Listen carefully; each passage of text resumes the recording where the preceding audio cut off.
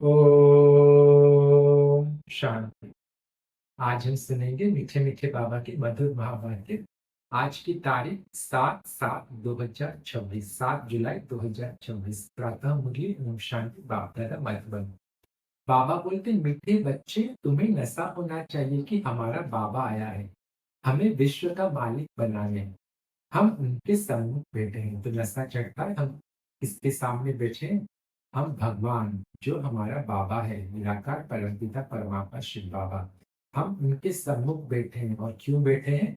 विश्व की बादशाही लेने, विश्व का मालिक बनने, इस जन्म के राज्य भाग्य लेने। तो ये बात जितनी स्मृति में आएगी उतनी नशा चढ़ेगा, उतना पारा चढ़ेगा। आज बाबा प्रश्न में पूछते हैं, कर्मों की गुह्य गति को जानने वाले कौन सा पुरुषार्थ अवश्य करेंगे? कर्मों की गुह्य गति को जानने वाले कौन सा पुरुषार्थ अवश्य करेंगे? उत्तर, याद में रहने। कौन सा पुरुषार्थ? याद में रहने का, बाबा की याद में रहने का। क्योंकि उन्हें पता है कि याद से ही पुराने हिसाब किताब चुकते होने हैं। वे जानते हैं कि आत्मा अगर पुराने हिसाब किताब कर्म भोग चुकतू नहीं करेगी तो उसे सजाएं खानी पड़ेगी और पद भी भ्रष्ट हो जाएगा। पुनर्जन्म भी ऐसा ही होगा। अगर हम पुराने हिसाब किताब को चुकतू नहीं किए तो तीन चीज होगी। एक, कौन सा?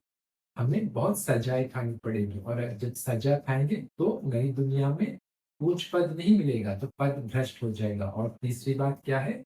हमारा पुनर्जन्म भी लास्ट की स्थिति के हिसाब से मिलेगा। तो ये तीन नुकसान होगा हमें, हम अगर अपने हिसाब किताब चुकतो नहीं किए योग बल से।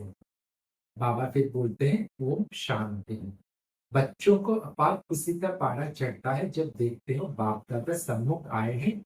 और यह भी बच्चे जानते हैं कि 5000 वर्ष बाद फिर से शिव बाबा ब्रह्मा तन में आया हुआ है।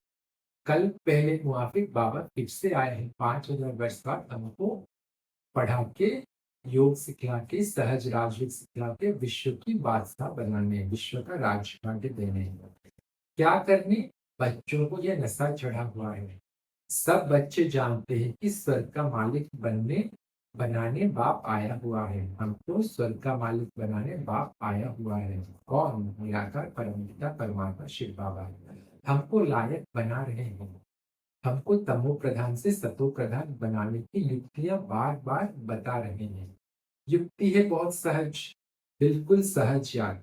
बच्चों को सिखलाते हैं। हमारा योग का नाम ही है सहज राजयोग। तो बाबा आगे हमको सहज राजयोग सिखाते हैं। सहज राजयोग माना बाबा को याद करना, बहुत ही सहज है। अज्ञान काल में बाप को बच्चा होता है तो समझते हैं हमारा वारिस पैदा हुआ। जब ज्ञान नहीं था तो जब बच्चा पैदा होता है तो समझते हैं हमारा वारिस, मतलब हमारा उत्तराधिकारी पैदा हुआ। तुम जानते हो इस समय बाप आकर हम बच्चों को एडॉप्ट करते हैं, तो शिव बाबा हमको ब्रह्मा बाबा द्वारा एडॉप्ट करते हैं।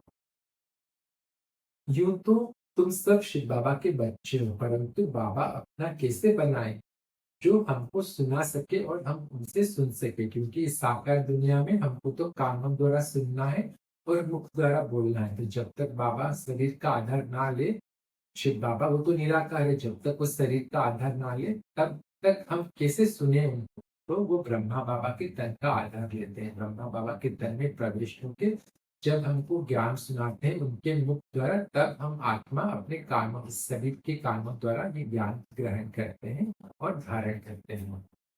फिर बाबा बोलते हैं, यूं तो बाबा बोलते हैं, शिव बाबा इस ब्रह्मा तन से कहते हैं मैं तुम्हारा बाप हूँ। तो जब शिव बाबा ब्रह्मा तन में प्रवेश होते हैं फिर बोलते हैं मैं तुम्हारा बाप हूँ। स्मृति दिलाते हैं कि मैं परमात्मा, तुम आत्माओं का बाप हूँ, तुमको स्वर्ग का मालिक बनाता हूँ। बाप आए हैं तो कोई कर्तव्य होगा उनका ही, यही सबसे बड़ा कर्तव्य है। एक तो पतितों को पावन बनाना, फिर हमें ईश्वर का मालिक बनाना है। सिर्फ तुम्हारी आत्मा जो पतित है वो न मुक्ति में न जीवन मुक्ति धाम में जा सकती है। आत्मा जो अभी पतित बन गई है, अपवित्र बन गई है, तो वो पवित्र दुनिया, पवित्र दुनिया कौन सी है? दो पवित्र दुनिया, एक है शांति धाम और एक है शुद्ध धाम। शांति धाम है हमारा घर, परम धाम, जहाँ पे हम आत्माएं परमात्मा के साथ रहते हैं। तो वो है शांति धाम, वो भी पवित्र स्थान है। और उसको बोलते हैं मुक्ति। और जीवन मुक्ति कौन सी? शुद्ध धाम माना स्वर्ग। वो भी पवित्र दुनिया है। तो अभी जब आत्मा अपवित्र है, पतित है, तो उस दोनों जगह में जा नहीं सकते। इसलिए पतित पावन बाप आया हुआ है। हम पतितों को पावन बना के हमें शुद्धधाम वाया शांति धाम लेके जाएंगे। फिर बाबा बोलते हैं, इसलिए बाबा हमको मुक्ति, जीवन मुक्ति दिलाते हैं, और कोई तो दिला ना सके। तुम सब एक बाप के बच्चे हो, सबको बाप की मिल्कियत लेनी है। बाप का बच्चा माना मतलब बाप का वर्षे का अधिकारी बनना हो। ढेर के ढेर बच्चे हैं, वृद्धि होती जाती है, एडप्ट करते जाते हैं। देखो ब्रह्मा कुमार कुमारियां कितने बढ़ते जाते हैं। हे आत्माएं, अब तुम मेरी संतान हो। बाबा बोलते हैं, स्मृति दिलाते हैं, हे आत्माएं, तुम मेरे संतान हो। अपने को रूह आत्मा समझो। हमको बाबा मिला है जिसको आधा तक याद करते थे। भक्ति काल में द्वापर से जब हम दुखी हुए तो भगवान अपने पिता को, आत्मा अपने पिता को याद करती आई है। आधा तक से हमने बाबा को याद किया, तो बाबा आके एंड में संगम उठ के हमको मिले हैं। ये कभी भूलो मत, ये कभी भूलो मत कि हमारा बाबा जिसको हम आधा कल्प पुकारते थे, वो आया हुआ है। आधा कल्प आत्मा इस शरीर द्वारा याद करती आई है। हे पतित पावन, हे दुख हरता सुख करता। क्योंकि रावण राज्य है ना, रावण राज्य कब से शुरू हुआ? द्वापर से। जब द्वापर से देह अभिमान में आए तो फिर दुखी हो, देह अभिमान आने से हम दुखी होने लगे। जब दुखी होने लगे तो बाप को याद किए। तो जब बाप को याद किए, इसलिए याद किए हम, पतितों को उद्धार करो, पावन बनाओ, दुख करो सुख दो। दुख इसलिए उनको दुख करता सुख करता बोलते हैं, पतित पावन बोलते हैं। भल जो अभी समझते हैं हम बहुत खुशी में हैं, उनको इतने पदम है, इतने बाबा बोलते हैं, जो अभी समझते हैं कि बहुत खुश थे, उनको इतने पदम मतलब इतने करोड़ों रुपए हैं, इतने मिल्स थे, कारखाने आदि हैं। ये तो सब अल्पकाल के लिए, क्योंकि विनाश जब होगा तो सब भस्मीभूत हो जाएगा, सब विनाश हो जाएगा। तो इसलिए बाबा बोलते हैं ये तो बस अल्पकाल के लिए, थोड़े समय के लिए, क्षण भंगुर है। अंत में तो बहुत त्राही त्राही करने लग पड़ेंगे। जब सब चला जाएगा तो बस से त्राही त्राही निकलेगा। दुख के पहाड़ गिरेंगे, इतनी सारी मिल्कियत सेकंड में खलास हो जाएगी। तो इतना सारी जो प्रॉपर्टी है, इतना सारा पैसा है, इतना सारा जो वैभव है, सब एक सेकंड में खल्लास हो जाएगा। सोचो अगर अर्थक्वेक हुआ तो एक सेकंड में सब चला जाएगा। इसलिए बाबा बोलते हैं एक सेकंड में सब खलास हो जाएगा। बाप से तुमको सेकंड में वर्षा मिलता है। कहते हैं तुमको सेकंड में स्वर्ग की बादशाही देता हूँ। सेकंड क्यों? जब निश्चय हुआ कि हाँ यही मेरा बाप है। जब ये निश्चय होने में कितना एक सेकंड लगता है, तो जब एक सेकंड में निश्चय हो जाता है तो हम एक सेकंड में स्वर्ग के बादशाही के अधिकारी बन जाते हैं, बाप के बच्चे के अधिकारी बन जाते हैं। ये पुरानी दुनिया खत्म हो जाएगी। बाबा याद दिला रहे हैं, ये पुरानी दुनिया खत्म हो जाएगी। लड़ाइयाँ लगेगी, नेचुरल कैलामिटीज भी होगी। अभी देखो कितनी लड़ाइयाँ लग रही हैं, कितनी नेचुरल कैलामिटीज, कितने रोग, नए नए किस्म के रोग होते जाते हैं, नए कितने नेचुरल कैलामिटीज, भूकंप, बाढ़, सुनामी, क्या क्या होता है, साइक्लोन, क्या क्या हो रहा है। सफाई तो चाहिए ना, क्योंकि ये पुरानी दुनिया को तो सफाई चाहिए ना। जब ये पुरानी दुनिया की सफाई ना हो तो नई दुनिया कैसे बसेगी? इस नई दुनिया माना स्वर्ग कैसे आएगी? क्योंकि स्वर्ग नर्क दोनों यहाँ पर ही है। लेकिन जब स्वर्ग है तो नर्क नहीं है, लेकिन जब नर्क है तो स्वर्ग नहीं है। अब जब स्वर्ग आने वाला है तो नर्क का सफाई होना जरूरी है। तुम्हारी आत्मा भी अब पवित्र बन रही है, क्योंकि स्वर्ग में पवित्र आत्माएं वास करेंगी। तो इसलिए हम अपने आत्मा को भी पवित्र बना रहे हैं। बाप दादा दोनों समझ सकते हैं बच्चे कितनी मेहनत करते हैं। बाप से वर्षा पाने की मेहनत बिल्कुल, तो बाबा बोलते बाप से वर्षा पाने की मेहनत बिल्कुल थोड़ी देते हैं। मतलब बाप, भला कोई बाप अपने बच्चों को मेहनत वर्षा पाने के लिए मेहनत करने के लिए देगा? नहीं।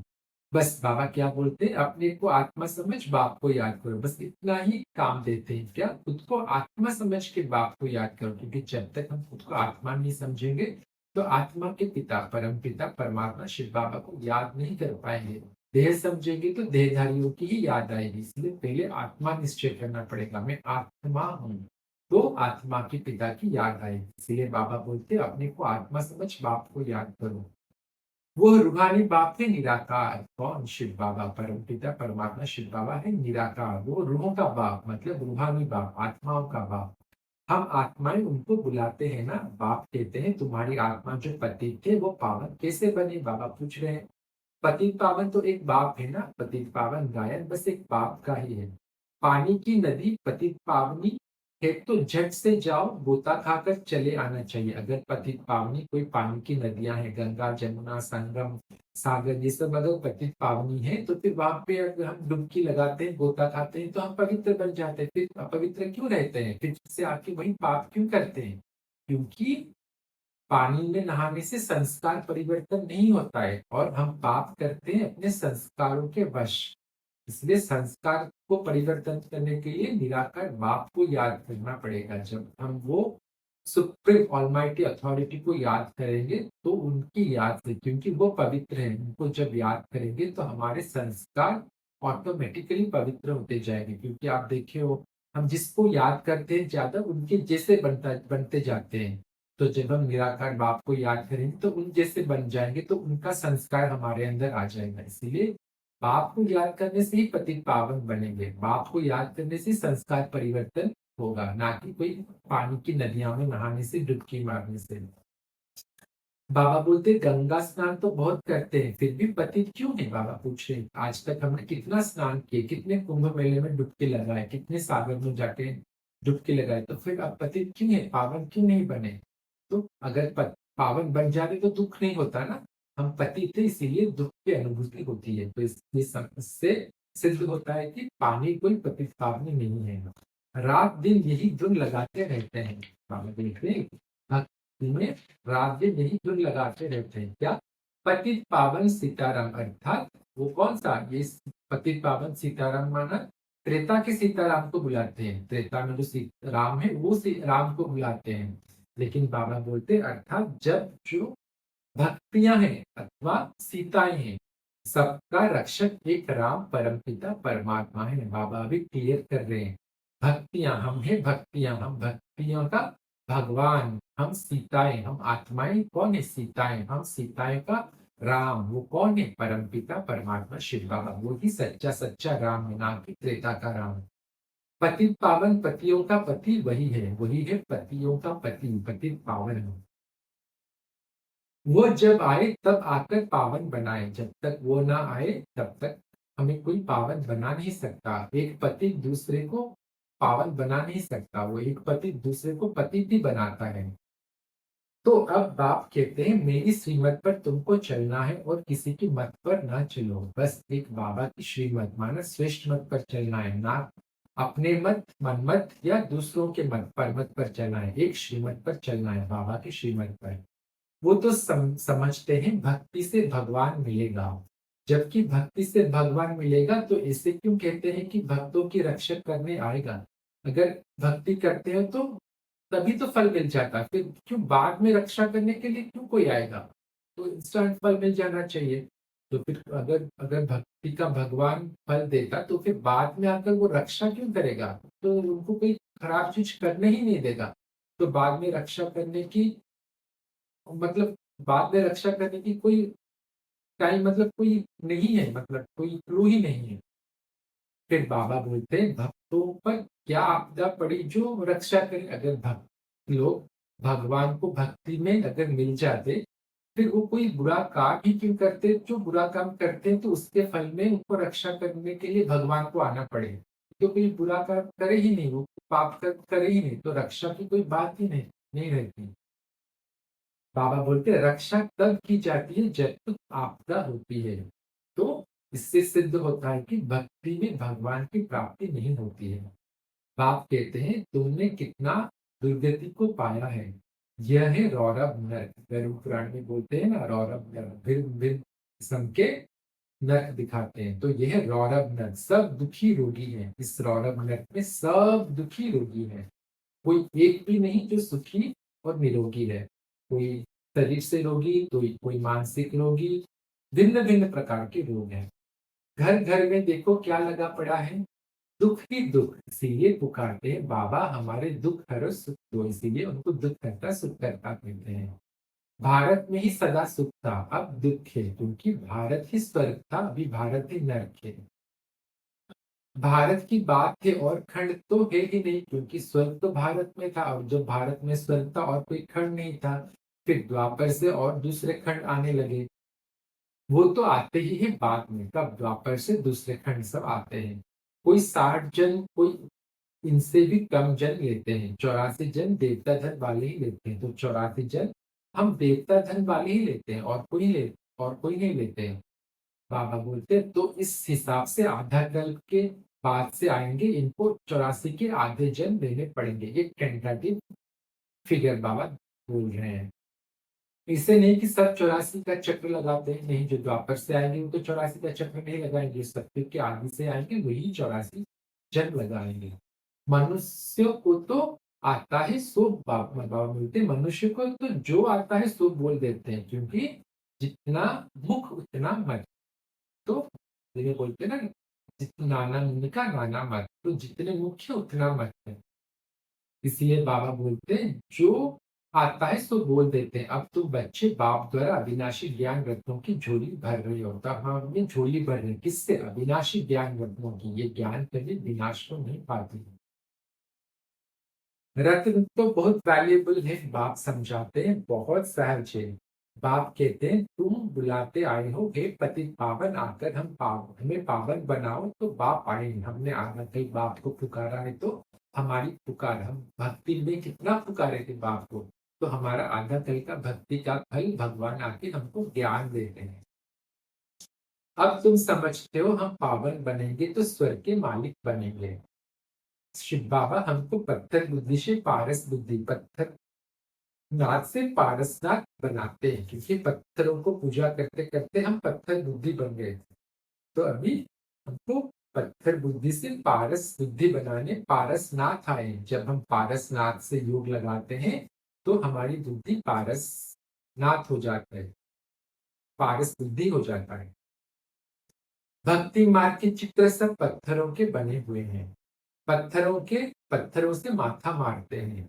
बाप कहते हैं, तुम भल कितनी भी मेहनत करो, फायदा कुछ नहीं होता। चाहे कितनी भी भक्ति करो, कुछ फायदा नहीं होगा। आगे तो तुम बलि चढ़ते थे, भक्ति काल में हम कितने बलि चढ़ाते थे, कितने बलि चढ़ते थे, फिर भी क्या फायदा हुआ? बाबा बोलते, फिर भी क्या फायदा हुआ? करके देवी का दीदार होगा, फिर जैसे के तैसे। भले इतना भक्ति करके भगवान उसका फल क्या करेंगे? कोई देवी का साक्षात्कार कराएंगे, लेकिन उससे क्या होगा? संस्कार तो परिवर्तन नहीं होंगे, जैसे थे वैसे ही रहोगे, और जो भी कर्म करोगे अपने पुराने संस्कारों के बस से ही करोगे। तो इसीलिए कोई देवी का दीदार हो जाना, किसी को कोई दिख जाना, तो इससे कुछ फायदा नहीं है। हम जैसे थे वैसे ही रहेंगे, और जैसे थे वैसे ही रहेंगे मतलब हमारा कर्म वैसे ही रहेगा, तो हम पाप करते ही जाएंगे। फिर बाबा बोलते हैं, पतित पावन बाप आते हैं एक बार संगम पर, तो वही अभी संगम पर परमपिता परमात्मा शिव बाबा आया हुआ है। सतयुग में तो भक्ति मार्ग की बातें होती ही नहीं, क्योंकि सतयुग में तो हम प्रारब्ध पाते हैं, वहां तो भक्ति की कोई जरूरत ही नहीं। क्योंकि भक्ति कब करते हैं? जब दुख में होते हैं, तो भगवान को बुलाते हैं, भगवान की भक्ति करते हैं। सतयुग में तो सब सुखी है, तो कोई भगवान को बुलाता ही नहीं। फिर बाबा बोलते हैं, बाप तो कहते नहीं कि गला काटो। बाबा बोलते, बाप तो कहते नहीं कि गला काटो, यह करो वो करो। भक्ति मार्ग में अनेक प्रकार से क्या क्या करते हैं। आगे देवताओं पर मनुष्य की बलि चढ़ते थे, पहले पहले देवताओं के सामने मनुष्यों की बलि चढ़ती थी। फिर बाबा बोलते हैं, बाप कहते हैं, तुम सुधर ले थे तो देवता थे। अभी बाबा बोल रहे हैं, हम जब सुधर ले थे तो देवता थे, जब हम सुधरे हुए थे तो देवता थे। अब कितने पत्थर बुद्धि बन पड़े हो। तुमको स्वर्ग की बादशाही दी थी, बाबा ने हमको स्वर्ग की बादशाही दी थी। स्मृति में आ रही है, 5000 कल पहले मुआफिक हमको अभी संगम पर स्वर्ग की बादशाही दी थी। कितने सोने हीरे जवाहरातों के महल थे सतयुग में, कितने सोने हीरे जवाहरातों के महल थे। अथाह धन था, अकीचा धन था। वो क्या किया? बाबा पूछ रहे, वो सब क्या किया? क्या किया? भिखारियों में जाके मंदिर बना के सब लूट दिया। अब तुम कितने दुखी हो पड़े हो। तुम असुर देवी देवता धर्म के थे ना, बाबा फिर से याद दिला रहे, तुम्हारा तो असल धर्म आदि सनातन देवी देवता धर्म, तो देवी देवता धर्म के थे। अब सिर्फ तुम, बाबा बोल रहे, अब सिर्फ तुम रजो तमो में आए हो, तो जैसे हर चीज रजो तमो में आती है, सतो रजो तमो में, तो अभी हमारा देवी देवता धर्म भी सतो रजो तमो में आ गई है। तुम तो देवता धर्म के थे, फिर अपने को हिंदू क्यों कहलाते हो? बाबा पूछ रहे, तुम तो देवी देवता धर्म के थे, तो खुद को हिंदू क्यों कहलाते हो? और सब धर्म वाले अपने अपने धर्म को ही मानते हैं। धर्म तो एक ही होता है ना। मुसलमानों का मुस्लिम धर्म, क्रिश्चियन का क्रिश्चियन धर्म चला आता है। उनका धर्म तो चेंज नहीं होता, भले उनका स्टेज भी सत्व रजो तमो में आता है, फिर वो तो अपना धर्म का नाम चेंज नहीं करते। तो बाबा पूछे, तुम अपना धर्म देवी देवता से बदलकर हिंदू क्यों बोल दिए? इसका उत्तर है, हम देवताएं जब वाम मार्ग में जाके, विकारों में जाके कर्म भ्रष्ट धर्म भ्रष्ट हो गए, तो खुद को देवता कहला ना सके। जो जब खुद को देवता कहला ना सके अपने कर्मों से, इतने लज्जित होके, तो खुद को हिंदू कहलाने लगे। नाम कहाँ से आया? इंडस, हिंद नदी के नाम से हिंदू नाम आया, फिर हिंदुस्तान आया। फिर बाबा बोलते हैं, किसको?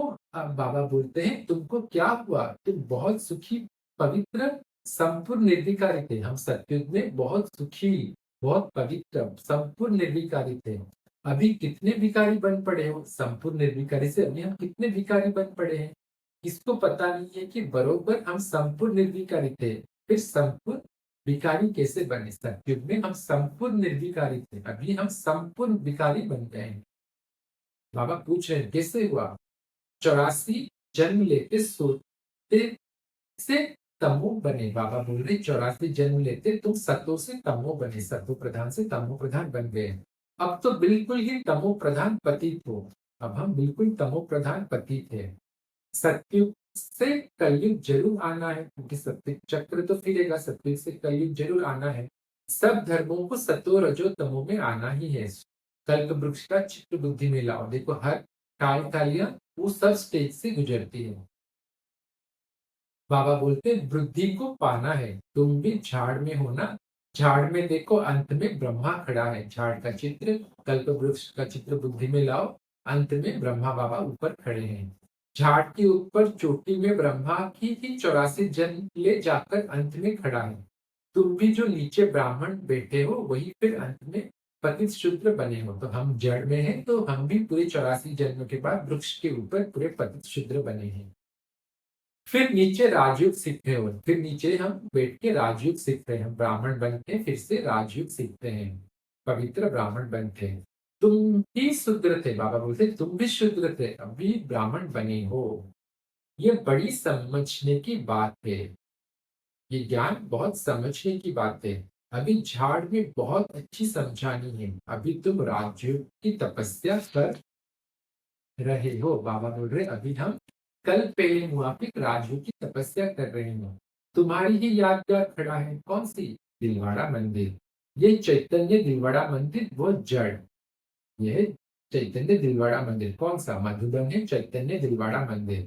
वो है जड़, जो एक्चुअल दिलवाड़ा मंदिर है आबू में, वो तो जड़ है। वो तो हमारा हमारा मेमोरियल है, लेकिन चैतन्य में मधुबन हमारा दिलवाड़ा मंदिर है। सतयुग में यह नहीं था, सतयुग में ये सब नहीं थे। मंदिरों तो भक्ति में शुरू हुए। इस समय तुम अपना यादगार देखते हो, तो दिलवाड़ा मंदिर हम हमारा यादगार है, हमारा तपस्वी स्वरूप का यादगार है। तुम प्रैक्टिकल में सच्चे सच्चे दिलवाड़ा मंदिर में चैतन्य में बैठे हो। हम प्रैक्टिकल में अगर आप देखोगे दिलवाड़ा मंदिर, वहां पे जो तपस्या कर रही हो, हमारा ही यादगार है। स्वर्ग की स्थापना हो रही है, फिर स्वर्ग में आएंगे तो यह मंदिर आदि कुछ होंगे ही नहीं। स्वर्ग में तो कुछ मंदिर होंगे ही नहीं। ये मम्मा पापा और हम बच्चे बैठे हैं, बहू ये तुम्हारा मंदिर है। नाम ही रखा है मधुबन। तो मधुबन कौन सा है? हमारा चैतन्य दिलवाड़ा मंदिर है। उसके कहते हैं चैतन्य दिलवाड़ा मंदिर। फिर जब भक्ति गाई, बाबा बोलते हैं फिर जब भक्ति मार्ग शुरू होता है, तो फिर यह मंदिर बनाएंगे। फिर द्वापर से जब भक्ति करना शुरू करेंगे, तो हमारा यादगार में ये मंदिर सब बनाएंगे।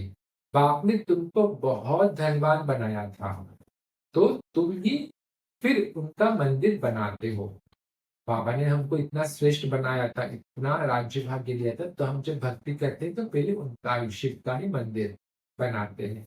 शिव का मंदिर एक नहीं बनाते, सब बनाते हैं, यथा युग यथा शक्ति। क्योंकि एक राजा तो नहीं बनाएगा, अनेक अनेक राजाएं अपने अपने जगहों पर शिव की मंदिर बनाना शुरू करते हैं। भक्ति में जब भक्ति शुरू होती है, तुम जानते हो हम पूज्य थे, फिर द्वापर में पुजारी बने हैं। शिव बाबा जो इतना साहूकार बनाते हैं भक्ति में, फिर तुम ही उनका मंदिर बनाएंगे। इन बातों को अभी तुम ही जानते हो। तो अब पुरुषार्थ, बाबा बोलते, तो अब पुरुषार्थ कर फिर राजाओं का राजा बनना है। तो अभी हमको पता चल गया, तो हम ही वो कल पहले वाले राजा थे, तो अभी पुरुषार्थ करके फिर से हिस्ट्री रिपीट करनी है, फिर से राजाओं का राजा बनना है। सतयुग को, सतयुग में कहा जाता है महाराजा। सतयुग में जो राज्य करते हैं, जो हाईएस्ट पोजीशन में रहते हैं, उनको बोलते हैं महाराजाएं। त्रेता में कहा जाता है राजा, तो महाराजा से त्रेता में उनको बोलता है राजा, क्योंकि 2 कला, 16 कला से 14 कला बन जाता है, तो वही महाराजा, फिर उनको राजा कहा जाता है। फिर दुनिया पतित बनती है, तो महाराजाएं भी पतित, राजाएं भी पतित होते हैं। तो द्वापर में जब विकार में जाते हैं, तो सब पतित हो जाते हैं। तो सब पतित, पतित भी, महाराजाएं भी पतित होते हैं और राजाएं भी पतित होते हैं। वो निर्विकारी महाराजाओं का मंदिर बनाकर पूजते हैं। तो जब द्वापर में भक्ति करते हैं, तो वही राजाएं अपने ही मंदिरों में, अपने ही जो सतयुग और त्रेता में निर्विकारी राजाएं थे, उन्हीं उन्हीं उन्हीं लोगों का मंदिर, मतलब मूर्ति बना के पूजा करते हैं। मतलब वही निर्विकारी महाराजाओं का मंदिर बनाकर, मतलब भिखारी राजाएं निर्विकारी राजाओं का मंदिर बना के पूजा करते हैं। पहले पहले शिव का मंदिर बनाते हैं, फिर देवताओं का। तो पहले शिव की शिवलिंग की मंदिर शुरू किया, फिर देवताएं, लक्ष्मी नारायण का मंदिर, फिर राधे कृष्ण का मंदिर, फिर हनुमान गणेश का मंदिर। तो ऐसे ही चला आता है। धीरे धीरे जब सीढ़ी उतरते जाते हैं, तो धीरे धीरे ये सब करते जाते हैं। बाबा बोलते हैं, फिर देवताओं का बनाते हैं, खुद ही मंदिर बनाकर पूछते हैं, खुद खुद को पूजा करते हैं। आप पे पूज्य, आप ही पुजारी। 84 जन्म को तो भोगते हैं ना। आधा कल तुम पूज्य थे, आधा कल पुजारी बने हो, तो हम ही पूज्य, हम ही पुजारी फिर बनते हैं। खुद खुद की पूजा करते हैं। मनुष्य फिर समझते हैं भगवान आप ही पूज्य, आप ही पुजारी है, फिर बोल देते हैं भगवान आप ही पूज्य, आप ही पुजारी है।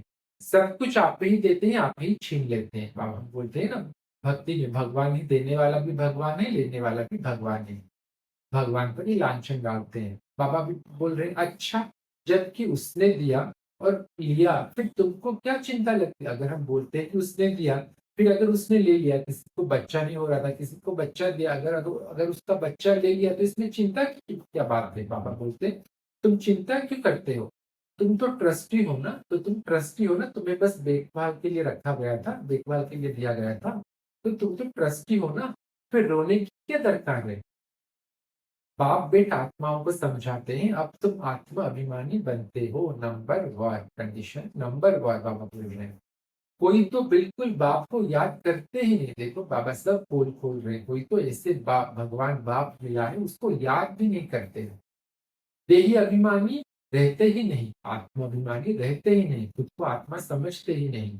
यहाँ कितना समझाया जाता है, अरे तुम आत्मा हो, परमात्मा तुमको पढ़ाते हैं। ये निश्चय लाना चाहिए कि हम आत्माओं को परमपिता परमात्मा निराकार शिव बाबा आके पढ़ा रहे हैं। आत्मा में ही संस्कार रहते हैं, क्योंकि संस्कार आत्मा का ही एक फैकल्टी है, आत्मा का ही शक्ति है। आत्मा में ही संस्कार रहते हैं, आत्मा ही बैरिस्टर आदि बनती है, आत्मा मैजिस्ट्रेट बनती है। तो ये सब आत्मा बनती है शरीर द्वारा। कल क्या बनेंगे? अगर आत्मा बाप को अच्छी रीति याद करती रहेगी, तो फिर अमरलोक में जाकर जन्म लेगी, मतलब सतयुग में जाके जन्म लेगी। जब पवित्र बन जाएगी, तो सतयुग स्वर्ग में जाके जन्म लेगी। मृत्यु लोक में फिर दूसरे जन्म नहीं लेंगे, फिर इस मृत्यु लोक से हम छूट जाएंगे यहाँ पे और जन्म नहीं लेंगे। अगर कुछ हिसाब किताब रहा हुआ होगा, तो सजा खानी पड़ेगी, लेकिन अगर याद से हिसाब किताब तू नहीं किया, तो फिर सजा खा के चुप तो करना पड़ेगा। कर्म भोग, भोग कर चुकतू करना होगा, फिर उच्च पद नहीं मिलेगा। अगर चुकतू तो करके ही जाना पड़ेगा, लेकिन अगर योग बल से चुकतू न कर, कर्म भोग से चुकतू करना पड़ा, तो जो सजाए खाने खाकर चुकतू करेंगे, उनको उच्च पद नहीं मिलेगा। लॉ कहता है जो सजा खाते हैं वो उच्च पद पा नहीं सकते। ये कर्मों की गुह्य गति बाप बच्चों को ही पेट समझाते हैं। ये भी बच्चे जानते हैं सतयुग के सतो प्रधान, वहां पे हर चीज सतो प्रधान होती है। आत्मा भी सतो प्रधान, तो शरीर भी सतो प्रधान, तो प्रकृति भी सतो प्रधान। हर चीज वहां सतो प्रधान होती है। कहते हैं कृष्ण गौ संभालते थे, बोलते हैं कृष्ण गौ संभालते थे। अरे बाबा पूछते हैं, अरे राजा गौ संभालते हैं क्या? कृष्ण तो सतयुग का पहला प्रिंस था, वो तो बाद में महाराजा बना, पहले तो प्रिंस था, तो प्रिंस कोई गौ संभालते हैं क्या? बाबा पूछते हैं। वंडरफुल है। ऐसी बात तो हो नहीं सकती, बाबा बोलते ऐसी बात तो हो नहीं सकती, कोई राजा गौ संभालेगा। यह दिखाते हैं सतयुग में गौएं भी बड़ी फर्स्ट क्लास होती हैं। उनको कामधेनु कहा जाता है। जगदम्बा सरस्वती भी कामधेनु है। कौन है जगदम्बा सरस्वती? हमारा यज्ञ माता, आदि माता जगदम्बा सरस्वती, उनको भी कामधेनु कहा जाता है। 21 जन्मों के लिए सबकी कामनाएं पूरी करती है। क्यों कामधेनु कहा जाता है मम्मा को? क्योंकि वो 21 जन्मों के लिए सबकी कामनाएं पूरी करती है। तुम भी कामधेनु, तो हम जैसा, जैसे हमारे पेरेंट्स होंगे हम भी वैसे ही होंगे, हमारा माता पिता जैसे होंगे हम भी वैसे ही होंगे। तो हमारा माँ अगर कामधेनु है तो हम भी कामधेनु हैं। बाबा बोलते तुम भी कामधेनु हो, तो हमें भी सबकी मनोकामनाएं पूर्ण करनी है। वही नाम फिर गौ पर रखते हैं, फिर वो नाम गौ पर रख दें कि कामधेनु, जो बहुत दूध देती है। भक्ति में बोलते हैं ना, कामधेनु गाय बहुत दूध देती है, उसका दूध कभी खत्म नहीं होता। राजाओं के घर में बड़ी बड़ी फर्स्ट क्लास गायें होती है। अभी भी कलयुग के एंड में भी देखो, राजाओं के घर बहुत अच्छी अच्छी फर्स्ट क्लास गाय होती है। जबकि यहाँ भी राजाओं के पास ऐसी अच्छी अच्छी होती है, तो स्वर्ग में कैसे सुंदर होगी। अगर कलयुग के अंत में राजाओं के पास इतने अच्छे अच्छे गाय होते हैं, तो सोचो सत्युग जो कि सत्व प्रधान है, अगर तमु प्रधान के अंत में भी अगर इससे अच्छे गाय मिल रहे हैं, तो सत्युग जो पूरा सत्व प्रधान था, तो वहां की गाय कैसे होगी? इमेजिन करो। वहां कोई बांस बदबू आदि बिल्कुल नहीं होती है। बाबा बोले वहां पे कोई गंदगी बांस बदबू आदि नहीं होती है। कहाँ पे? सत्युग में, सत्युग प्रधान दुनिया में। अब आप बच्चों को कहते हैं कि मैं आया हूँ तुमको बुलबुल बनाकर साथ ले जाऊंगा। बुलबुल माना फूल। फूल कैसे होते हैं? पवित्र। फूल पवित्रता की निशानी है, जैसे कमल पुष्प दिखाते हैं, पवित्रता की निशानी है। तो बाबा हमको बुलबुल माना पवित्र बना के साथ ले जाएंगे, क्योंकि बाबा है ही पवित्रता का सागर। मुझे बुलाते ही है, हे पतित पावन आओ, पतित दुनिया पतित शरीर में आओ। यह है पतित, वो है पावन फरिश्ता। अभी जो पुरुषार्थी ब्रह्मा है वो है पतित, लेकिन वही ब्रह्मा बाबा जब पुरुषार्थ करके पावन बन जाते हैं तो वो फरिश्ता बन जाते हैं। उनको बोलते हैं फरिश्ता ब्रह्मा, पावन फरिश्ता ब्रह्मा। भेंट दिखलाते हैं, तुम भी पतित से ऐसा पावन फरिश्ता बनेंगे, तो हम भी पुरुषार्थ करके पतित से पावन फरिश्ता बनेंगे। देवता बनने से पहले हमको फरिश्ता बनना है, फरिश्तों की दुनिया सूक्ष्म वतन में जाना है।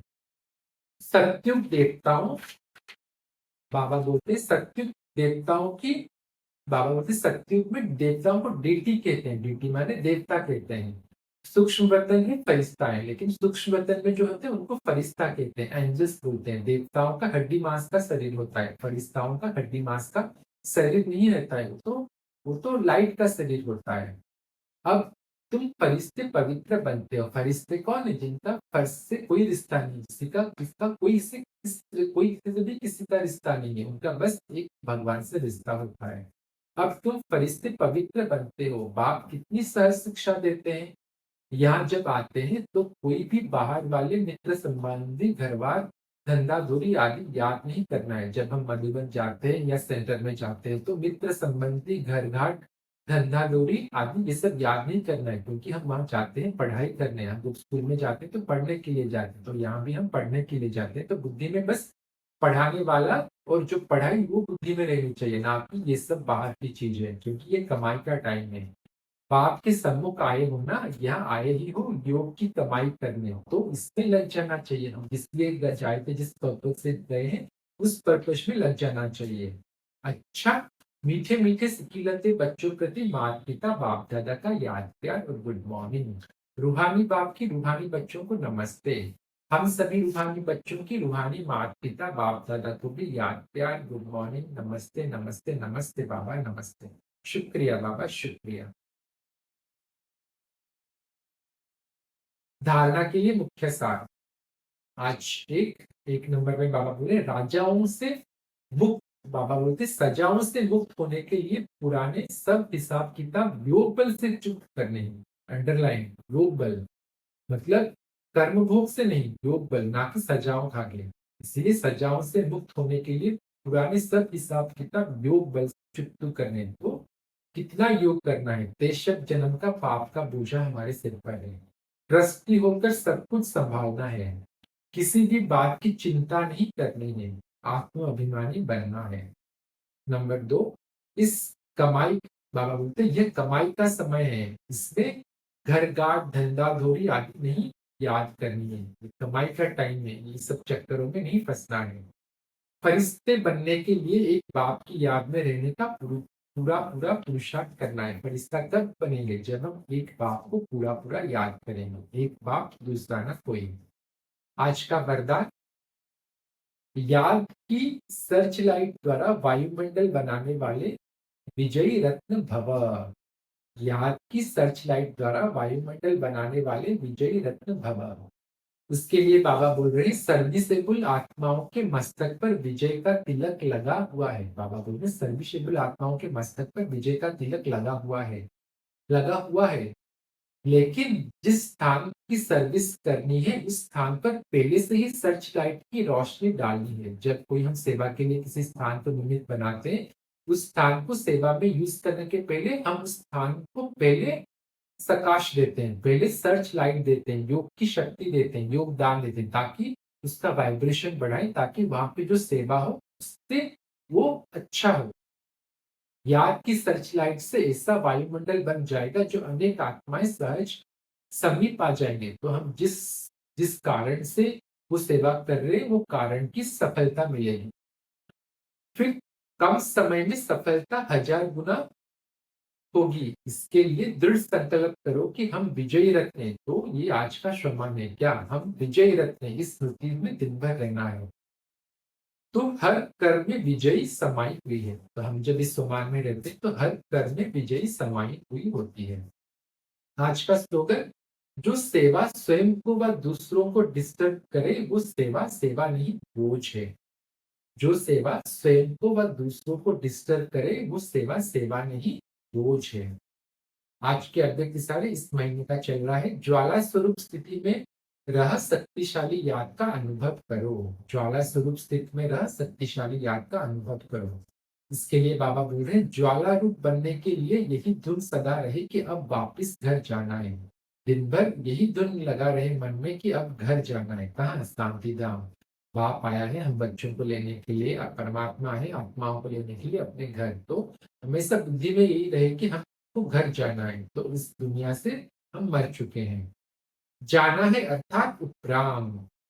जब अपने निराकारी घर जाना है, तो वैसा अपना वेश बनाना है। तो हम निराकारी दुनिया में जाना है, तो खुद को निराकारी अशरीरी समझना है। हम आत्मा है, ये शरीर नहीं। ये अभ्यास करनी है कि हम आत्मा हैं, हम आत्मा है, हम आत्मा है, हम ये शरीर नहीं, हम अशरीरी आत्मा है। तो जितना हम खुद को ये अभ्यास करेंगे, उतना वो घर को जा पाएंगे इजीली। वरना ये शरीर छोड़ते टाइम बहुत दुख होगा। तो जाना है और सबको वापस ले जाना है। खुद तो जाना है, सबको भी लेना है, क्योंकि सब हम आत्मा है, सब भाई भाई हैं। और विनाश के टाइम तो सबको घर जाना है। इस स्मृति से स्वतः ही सर्व संबंध, सर्व प्रकृति के आकर्षण से उपराम अर्थात साक्षी बन जाएंगे। ये जब स्मृति रहेगी हम अशरीरी आत्मा है, तो इस स्मृति से सर्व संबंध, सर्व संबंध, सर्व प्रकृति, प्रकृति सर्व संबंध, अपने सर्व संबंध और सर्व प्रकृति से हम न्यारा हो जाएंगे। माना उपराम, कोई आकर्षण नहीं रहेंगे। डिटैच ऑब्जर्वर बोलते हैं ना, हम वो हो जाएंगे, साक्षी बन जाएंगे। साक्षी बनने से सहज ही बाप के साथी व बाप समान बन जाएंगे। तो साक्षी बनने से, डिटैच ऑब्जर्वर बनने से हम एक तो बाप के साथी बन जाएंगे और बाप समान बन जाएंगे। अच्छा, वो शांत।